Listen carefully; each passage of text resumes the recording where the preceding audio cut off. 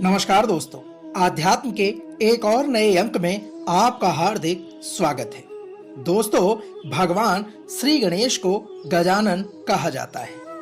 आज के इस अंक में हम भगवान श्री गणेश से जुड़ी एक पौराणिक कथा का वर्णन आपके बीच में करने जा रहे हैं, जिसमें हाथी का शीश ही क्यों श्री गणेश जी को लगा, इसका विवरण हम आपके बीच में वर्णन के साथ प्रस्तुत कर रहे हैं।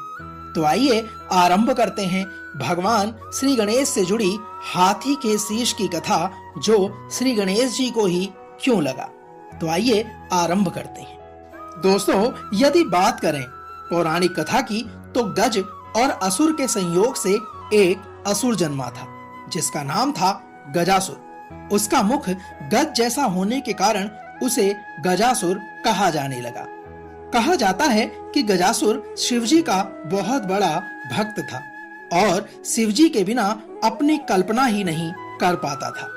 उसकी भक्ति से भोले भंडारी गजासुर पर प्रसन्न हो गए और उसे वरदान मांगने को कहा। भगवान शिवजी से वरदान मांगने की बात पर गजासुर ने भगवान शिव से कहा, हे प्रभु, आपकी आराधना में कीट पक्षियों द्वारा होने वाले विघ्न से मुक्ति चाहिए, इसलिए मेरे शरीर से हमेशा तेज अग्नि निकलती रहे, जिससे कोई पास में न आए और मैं निर्विघ्न आपकी आराधना करता रहूं। महादेव ने गजासुर के इस प्रकार के वचन को सुनकर उसे उसके मनचाहे वरदान को प्रदान कर दिया। फिर गजासुर शिवजी की आराधना में लीन हो गया।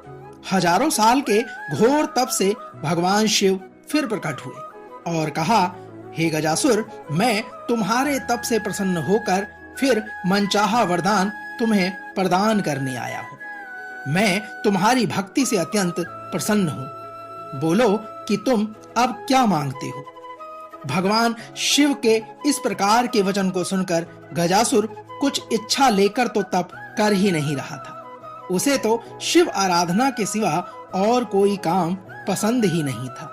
लेकिन प्रभु के वचनों को आशीर्वाद स्वरूप मानकर वह सोचने लगा। गजासुर ने कहा, वैसे तो मैंने कुछ इच्छा रखकर तप किया ही नहीं, लेकिन यदि आप कुछ देना चाहते हैं तो आप कैलाश छोड़कर मेरे उदर अर्थात पेट में ही निवास करें। भोले भंडारी गजासुर के पेट में समा गए। गजासुर के पेट में भोले भंडारी निवास करने लगे तो माता पार्वती ने उन्हें खोजना आरंभ कर दिया, लेकिन वह कहीं भी नहीं मिल पाए। तब माता पार्वती ने भगवान विष्णु जी का स्मरण कर शिव जी का पता लगाने को कहा। मां पार्वती के वचन को सुनकर श्री हरि ने कहा, हे बहन, आप दुखी ना हो। भोले भंडारी से कोई कुछ भी मांग ले, वह उसे वह वरदान प्रदान कर देते हैं। इसी वरदान स्वरूप वह गजासुर के उदर में वास कर रहे हैं। तब श्री हरि ने एक लीला की। उन्होंने नंदी बैल को नृत्य का प्रशिक्षण दिया और फिर उसे खूब सजाने के बाद गजासुर के सामने जाकर नाचने को कहा। श्री हरि स्वयं एक ग्वाले के रूप में आ गए और वहां बांसुरी बजाने लगे। दोस्तों, बांसुरी की धुन पर नंदी ने ऐसा सुंदर नृत्य किया कि गजासुर बहुत प्रसन्न हो गया। उसने ग्वाला वेशधारी श्री हरि से कहा, मैं तुम पर अत्यंत प्रसन्न हूँ। इतने साल की साधना से मुझ में वैराग्य आ गया था। तुम दोनों ने मेरा जो मनोरंजन किया है, उससे मैं अति प्रसन्न हूँ। आप चाहें तो कोई भी वरदान मुझसे मांग सकते हैं। भगवान श्री हरि ने गजासुर के इस प्रकार के वचन को सुनकर कहा कि आप तो परम शिव भक्त हैं। शिवजी की कृपा से ऐसी कोई चीज नहीं जो आप हमें ना दे सके, किंतु मांगते हुए संकोच होता है कि कहीं आप मना ना कर दें।